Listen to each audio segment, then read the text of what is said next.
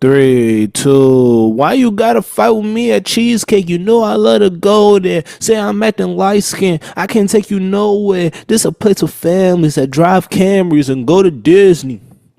They don't need to know all of our business. You wild and you super childish. You go to CVS for Kotex and my Bugatti. I took the key and tried to hide it so you can't drive it and put on mileage.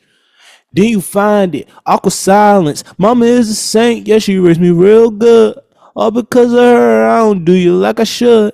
Don't make me give you back to the hood. Don't make me give you back. I say bounce it like, hey, yo. Welcome back to another episode of the Arts Block Podcast. Episode 90. 10 away from 100, ladies and gentlemen. 10 away from 100. Let's be excited. Let's be excited about that. How many podcasts can say that they have made it to 100 episodes? We can't say that yet, but we will. We can't say that yet, but we will be able to in 10 episodes. We will be officially able to say that we have made it to 100 episodes, guys, and I am so excited about that. Welcome to another episode of the Arts Block Podcast. I'm your host, Eric Curry III. Today, what we have on deck today, guys, what we have is I want to talk about Chris Brown and the Chris Brown and Sage the Gemini allegations that were released last week. I wanted to talk about Usher deleting over 7,000 tweets and saying that his account was hacked. I want to talk about Yo Gotti's brother. And it just released today that Yo Gotti's brother ordered an $100,000 hit on Young Dolph. And then if we have time to get to it, I want to get into a new segment called How's Life. Oh, also I want to talk about melanated mosh pit music. Mosh pit music. We'll get to that as well. Make sure if you're tuning in, make sure you like, comment, subscribe, turn on post notifications so you can be notified every time we post the podcast that is on YouTube. If you are listening on your favorite podcast platform, please give me a 5-star and a review. Guys, I am extremely tired. Like, I am so tired. Like, I'm exhausted. Like, actually, we can save that for house life. We can save that. Let's not even worry about it. All right, let's just jump straight into it. First thing on the docket, Chris Brown and Sage the Gemini have new allegations, sexual assault and rape allegations that were put onto the internet, both on TikTok and on Twitter. Now, this came out last week. This came out sometime last week. The reason I didn't talk about it last week was because I did not watch the video that the young lady put out on it last week. I literally just watched it today. The reason I didn't watch it then was because I was so focused on all of the diddler stuff that was going on that I didn't want my news cycle to get intertwined. Right, I didn't want those two news cycles to get intertwined, so I was like, you know what, I'm gonna push this one to next week on Monday, and we were just gonna do all the diddler stuff today, right, or that last week. So now that we're on this week, and I watched the video, the young lady says in her video, this is me paraphrasing and summarizing, right? She went to a house party, a Chris Brown house party, and Sage the Gemini was there. Sage the Gemini, wait, hold on. Before we, a trigger warning for anybody, excuse me, a trigger warning for anybody that might be sensitive to,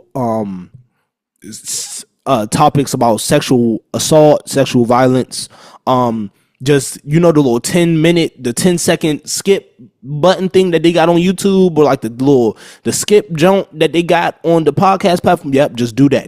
Or do the little drag jump. Just drag your finger until you feel like it's time to stop dragging. Listen till you're hot when it's time to stop dragging.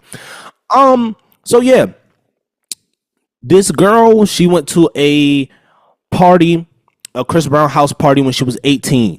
In the video, she admitted that she probably should not have been at that house party. She did not. I don't believe she said that she was intoxicated or not. Not that that matters, but I don't remember her saying that. It doesn't matter if she was or was not, but I do not remember hearing her say that she was intoxicated or inebriated in any way. She said that she actually might have said that she was. I don't know. She actually might have said that she was intoxicated. No, her friend. Okay, I'm jumping around. All right. The girl that made the video was at a Chris Brown house party when she was 18. She was said while she was at the house party, Sage the Gemini sexually assaulted her. He forced himself upon her. Use context clues, guys. Come on, now put the dots together, guys. He forced himself upon her. She did not consent to that, and the reason I'm dancing around the words is because YouTube and the whole like I can't curse in the first however many minutes thing. So I'm just give me time. Just give me time. We're 4 minutes in. Once I'm 10 minutes into this, I can start saying the words, right? Once we're to about 10 minutes in, I can start letting the words fly. So, yes, she did not consent to anything going on, and he made her sign papers saying that it was consensual, and that's why she didn't come out to speak on it earlier, right? That's Sage the Gemini that did that. Now, in the video also, she said that her friend, who was 16 at the time and intoxicated, had unconsensual sex with Christopher Maurice Brown. She said that these happened on 2 different occasions. Her friend with Chris Brown and her with Sage the Gemini. These things happened in 2 different occasions. She said that Cassie and her speaking out on Diddy and Diddy going to jail inspired her to speak out. And she also said that it will be, she found it hard for her to help other women speak out on their situations, and her not be able to speak out, her not speak out on her own situation, right? Respectfully so. Before I start, I want to say prayers to that young lady, to the young ladies who that happened to. Dang, I wish I clicked on her name on the thing, so I just won't keep calling her the girl. Y'all know I hate doing that, right? Y'all know I hate being like, oh, the boy, the girl, the person, the man, the woman. So yeah, I wish I did click on the video and just saw your name. But to the young ladies that happened to, I apologize. The young lady who the girl said, the girl who made the video, the young lady that made the video said that got assaulted by Chris Brown, she did not come out confirming or denying. Nobody came out to confirm or deny those claims. But and I believe in due time. But I'm just here to talk about the young lady in Sage the Gemini. That's what we're going to talk about. So I believe everything that the Sage the Gemini thing happened, right? The only reason I believe that the Sage the Gemini thing happened, and if you don't know who Sage the Gemini is a rapper. You've heard him at all of the parties that you have ever went to in life. Sage the Gemini has given me some of my pause before I say that. Pause. Nah, you know what? We don't want to refrain from even forming the thought like that. Sage the Gemini, his songs were playing at the parties I was at very pivotal points in my life. Any pivotal point, a lot of pivotal points that I had, I can tell you who was playing during the time. Sage the Gemini was one person that was playing at a lot of pivotal points in my life, But I say that to say this. I accidentally pulled the plug out of the mic by accident. So sorry for that. But no, I say that to basically say this, right? There's a lot of women in the comment section of that video saying, "Oh, I have a friend that has a Sage the Gemini story. I have a Sage the Gemini story. This person has a Sage the Gemini story. I know this person that has a Sage the Gemini story. I know a lady." I mean, I don't know her, but I saw a lady in the comment section said that as someone who lived for him for a long time and called him a brother at one point, I 100% believe this, and he almost went to jail for this. So Sage the Gemini, you're next up on the stand, buddy. What do you have to say to defend yourself? Or can you even defend yourself from these statements? He did post something on Instagram, basically, you know what all the still not 10 minutes yet. What all the people say and was like, be like, hey, I didn't do that, and I'm not that person, and she's lying, and there's no nothing, right? But and that's what they're all going to say. However, the fact that she said that you made her sign something at the end of that happening, like you made her sign something, and I'm sorry, it's like a helicopter or something like flying over my house. Like, why would you fly right now? Like, can y'all hear that? Can y'all hear that? I don't know if y'all can hear that. But like, it's so distracting. Like, why would you do that right now? Like, while I'm recording, for real, for real. Anyway, so yeah, I think that what was I saying? I don't even remember what I was saying. I don't know.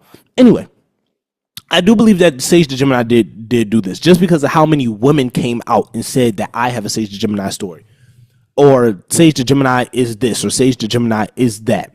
Now, one thing that I will say also is that it kind of is crazy when people who have, like, you have memories to these people's songs. Like Diddy, I don't have no memory to a Diddy song, or I don't have a memory to an R. Kelly song, right? For me to be like, oh man, Robert, da, da, da, da, why? How could you? But I have memories to Sage the Gemini songs, which is crazy to me, right? And I think this is the first artist that I know of. Right? Again, I want to repeat that. The first artist that me, Eric Curry III, personally know of, that has had allegations out publicly that, that I have listened to and that I have partied to and that I can think of right now, right? There probably are a lot more people that I no, but somebody that I have like core memories to, like, that's crazy to me. But again, that goes to say, like, you can't, oh, we're past 10 minutes. Hi, I'm about to let these words fly. You can't put anything past anybody. You can't put anything past anybody. The moment you put something past somebody, that's the moment that you think that they're too good for that. And that's the moment that you're setting yourself up for disappointment.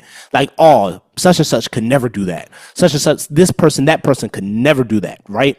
Let me tell you something. This person and that person could always do that. They could always do that.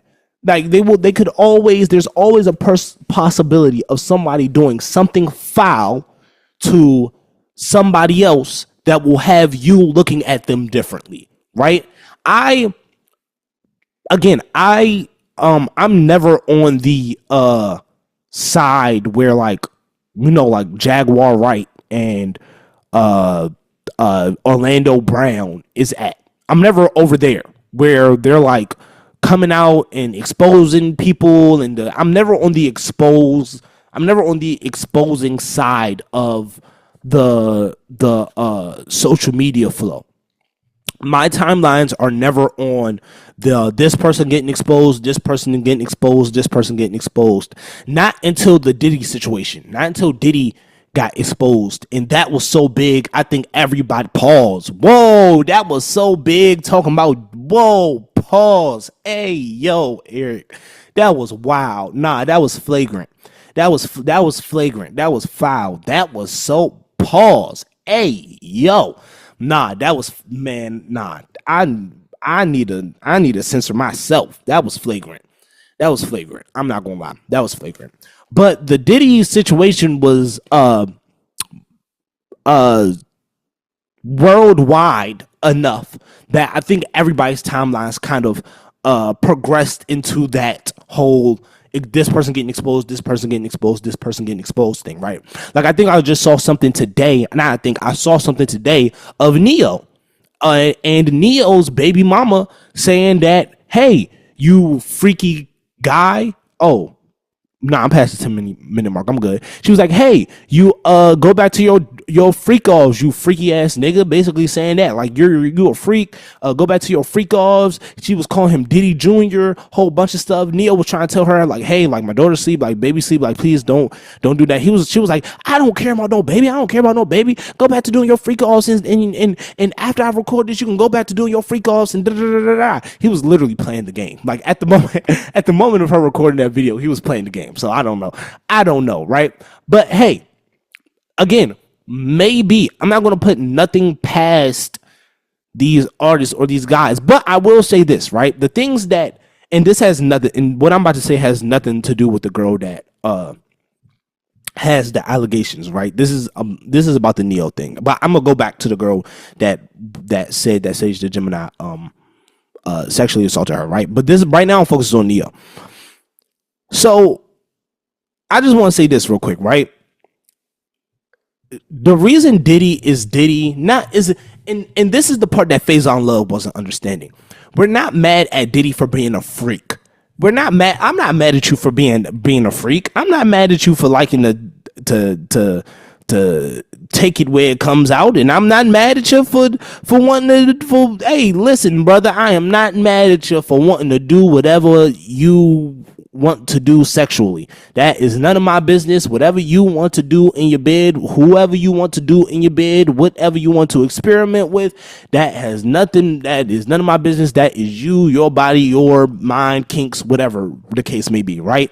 Where I have the problem is when people are saying they are drugged, when people are saying that they are dehydrated, when people are saying that they are assaulted, when people are saying that they never consented, when people are saying that they were underaged, when people are saying that they were manipulated, when people are saying that they were gaslit, when people are saying that they got beat up, when cars got blown up, when people saying that they were threatened, when people saying that their livelihoods were threatened, that their careers were threatened, that they were blackballed, that they went to jail, that you see where the problem is. I'm not mad at you being a 69 God. I'm not mad at you being a freaky ass nigga, yeah, 69 God, freaky ass nigga, yeah, 69 God. I'm not mad at that because that's none of my business. The part that I'm mad at, though, the part that is my business and the part that I can say something about, because I have sisters, I have a mother, I have cousins, I have a stepmom, I have grandmothers, I have lady friends. The part that gets me is when the parties are not consenting, right? The parties are not consenting. I don't care what happens when you're drunk. You cannot fully consent when you are under the influence. You can't do it. So that's the part that gets me. So Neo's baby mother, it's funny. Like her calling him Diddy Jr. is funny. I'm not going to sit up here and act like it's not. Like that's funny. It's hilarious even, right? But you calling him Diddy Jr. is very serious, or saying that he's having freak offs is very serious, because the context behind that is not just, oh, you're having a sex with a whole bunch of people, you're having orgies or whatever the case may be. No, it's that you're having sex with minors, you're having sex with people, you're drugging people and having sex with them, you're manipulating people, you have cameras set up. And that's what I think when people are saying, oh yeah, they having freak offs, right? That there are people there and they're not consenting. That's the problem. That's where the problem lies. You feel me? So like when it gets to a point where it's like, hey, we just throwing these words out here. That's why words are so powerful. We just can't throw the words out there. There has to be again, there has to be a line drawn. You can't just be like, oh, you a Diddy Jr. and then be like, and then that just be out there on his name. Nah, how is he a Diddy Jr.? What did he do? Is there proof? Is there evidence of what he did? What did he do? What happened? Let us know. Who did he have here that causes him to be a Diddy Jr.? What happened? Right? But back to the Sage the Gemini thing. Yes, I believe that girl. And I pray that she finds the peace and solace that she deserves. And I hope that the other girl comes out. And I hope that the other girl that she was talking about in the video says something too. I do. Not because I don't like these artists, or not because I don't like these artists' music and I don't enjoy these artists as artists, right? Not because of that, but because of the fact that I feel like anybody that's doing that type of activity needs to be stopped, and they need to go to jail, and they need to deal with the consequences of their actions.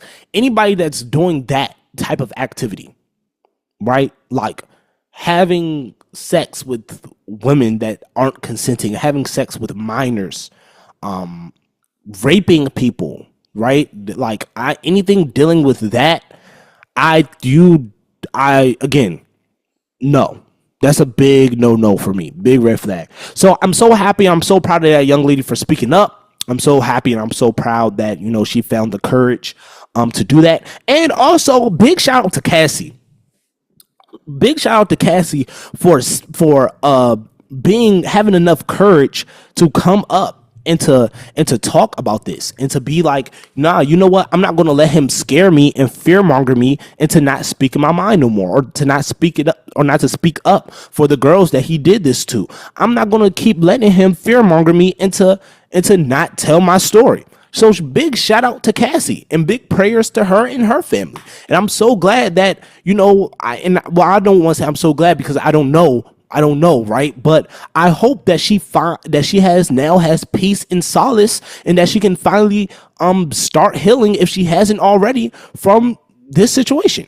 You feel me? So shout out to her, and we're now I guess just we wait. And I hope that this doesn't just die in the media cycle. You know how people allegations pop up about people all the time, but they just die in the media cycle. Like the media cycle just washes those away and new things come about, and we didn't forget about those new things and more new things come. I hope the media cycle moves very fast. It moves very fast, and it's easy to get lost in what happens, right? Just one thing I never struggle with week to week is coming up with podcast topics, because the week is so filled with. That's why I had to start doing 2 pods a week, because the week is filled with so much information, and there's so many things happening throughout the week that it's bro, there's no other option but for me to get y'all Sunday and Wednesday, bro. There's no other option. Anyway, next thing on the docket. After Diddy's arrest, Usher deleted 7,000 tweets and says that he was hacked. Now, I do think Usher was really hacked, because Usher came out and said that he was hacked. Then I looked back on his Twitter, and all the tweets from the past were there, right? Literally every tweet was gone. Then every tweet just came back out of nowhere, right? Now, so could he have been hacked? Yes, he could have. But I just think that that's a very convenient time to be hacked. Do y'all not? I just think after Diddy went to jail, the whole allegations come out, a lot of information about Justin Bieber is coming out, and now everybody knows Usher had guardianship of Justin Bieber. And then Usher let Diddy have guardianship of Justin Bieber for 48 hours while Justin Bieber was a minor. I'm just saying. This is what happened. This is documented. It's video evidence about why do niggas record everything? That's my question. Why do y'all niggas record? Y'all niggas record everything. Y'all niggas can't go 2 seconds with your phone in your pocket, and that's your problem. Y'all niggas want to record everything. Motherfucker, take that phone out your hand. Take the cameras off. Y'all niggas want to record everything. That's the problem. Y'all want to record everything. Y'all niggas be doing. Put the phones away. There's literally video evidence of everything. You know what this podcast is? Speaking of video evidence, y'all want to know what this podcast title is? Y'all want to know? Y'all want to know the title of this pod this week? The title is Frosted Flakes. You want to know why it's Frosted Flakes? Because it's video evidence of Diddy, literally video evidence. You can look this up anywhere. It's on YouTube, probably. You can definitely look this up on Twitter. There's a video evidence of Diddy, Kevin Hart, and Usher. They're all in the video. Diddy was asking Kevin Hart to come sit on the bed. Kevin Hart was like, I am not sitting on the bed with you. I'm guessing Kevin Hart hosted a Diddy party, right? He was hosting a party that Diddy was throwing, and I guess Diddy wanted Kevin Hart to sit on the bed while they was interviewing or whatever, and Kevin Hart was like, I am not sitting on the bed with you. That's not happening. I will stand right here, and you can stand up with me if you want, but I will not sit on the bed with you. As that conversation was happening, Usher walks through Fame. So Kevin Hart's going crazy. Oh, look at Usher. Usher looked like he just got, like he came fresh off a flight, fresh off the plane. And Usher was like, yeah, man, Usher being Usher, yeah, man, I just, how we do, man. We came straight off the flight. And then Diddy ends up getting the mic back and was like, you know what? Usher, this my guy right here, man. Usher, this my guy. I didn't. Hold on, it's kind of funny. It's not funny, but it's kind of funny. He was like, cause he was like, pause. The first thing he said was pause over this conversation. Those were the first words that came out of his mouth. The first thing that he said was pause over this conversation. He did nigga saying pause, but when he was like 10 years old and when I was a little bit older, I swear to God, these are the words that came out of his mouth. This nigga said when Usher was 10 years old and when he was a little bit older, they used to fight over the Frosted Flakes. He said, because Usher used to always wake up early to get to the Frosted Flakes, and they used to fight over the Frosted Flakes. You cannot make this shit up. You cannot make this shit up. They used to fight over the Frosted Flakes. Dog, that shit is so fucking funny. I can't.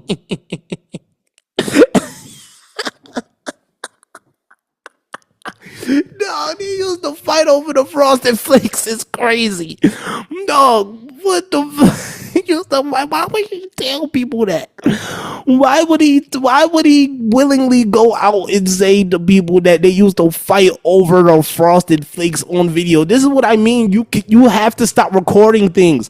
You can't keep doing this to yourselves. Like I can't keep doing this to yourselves. It's too easy. Y'all are making my job entirely too easy. My job should not be this easy. Like I should be like searching and looking for dirt. No, the dirt is finding me. I don't even have to look for nothing. Everything is just coming to me. Pause. No, pause. No Frosted Flakes. No.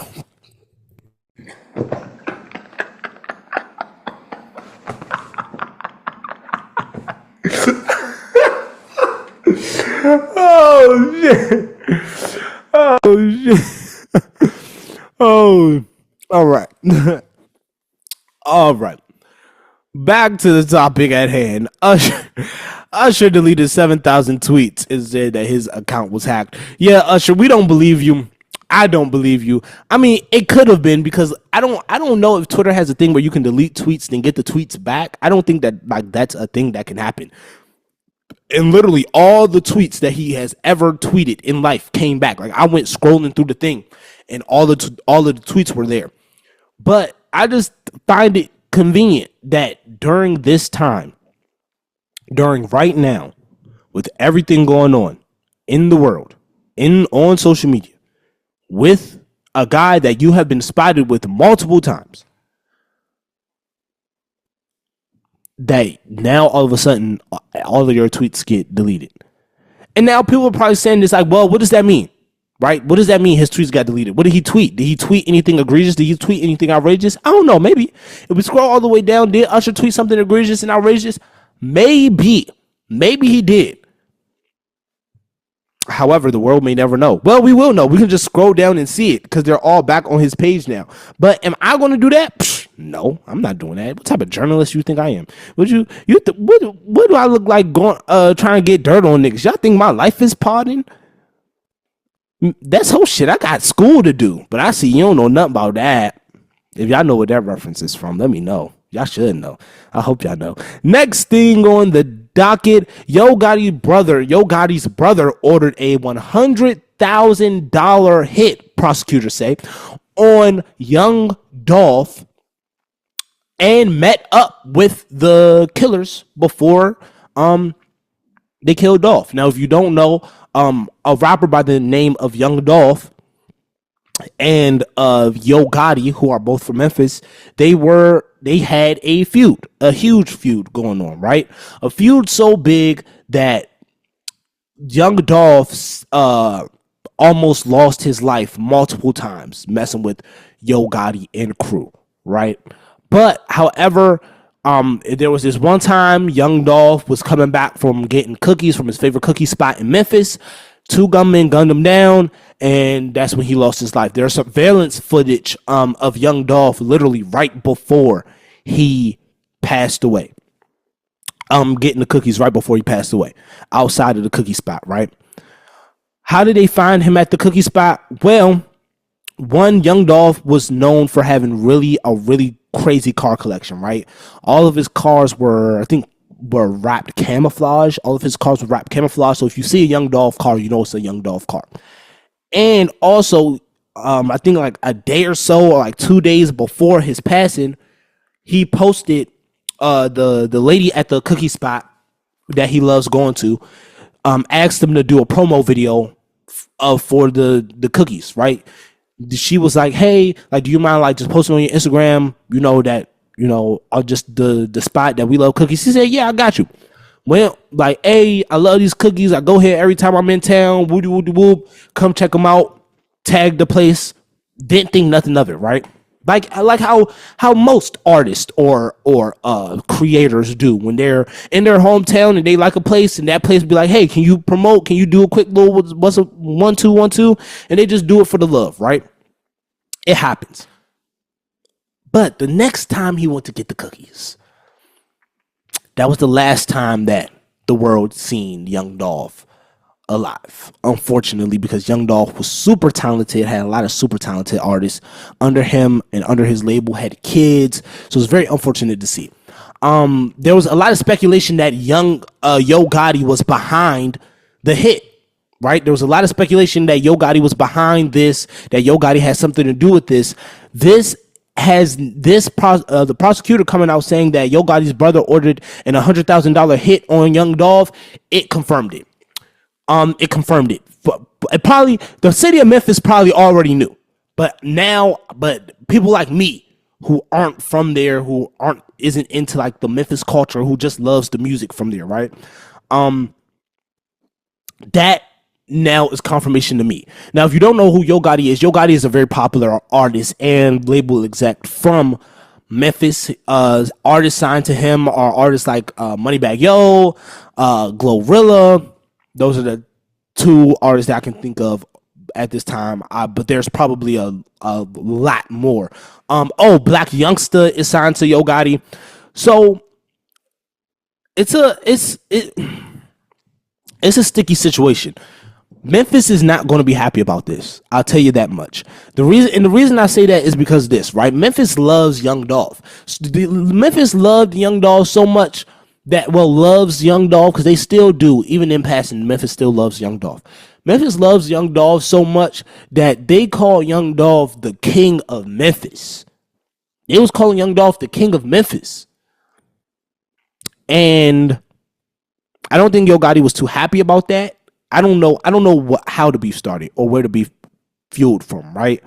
But all I know is that a lot of people were doing a lot of bad things were happening in Memphis at the time of Young Dolph's death, because a lot of people were looking for the killers of Young Dolph or people who were affiliated with Young Dolph. Now, if I'm not mistaken, the Yo Gotti's brother who ordered the $100,000 hit is the same brother that passed away, that got shot and passed away. I believe. I'm not 1,000% sure. Actually, let's look it up. Yo Gotti. That's why we have Google.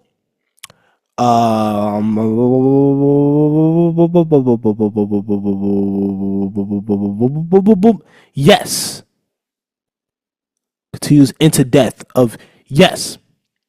So, hold on.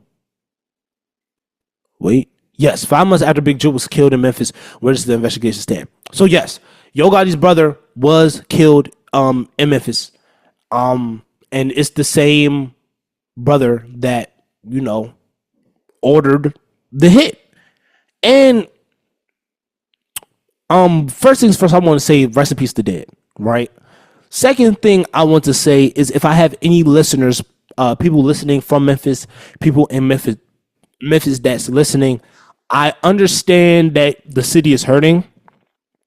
I understand that this new information might cause an uproar in the city, right?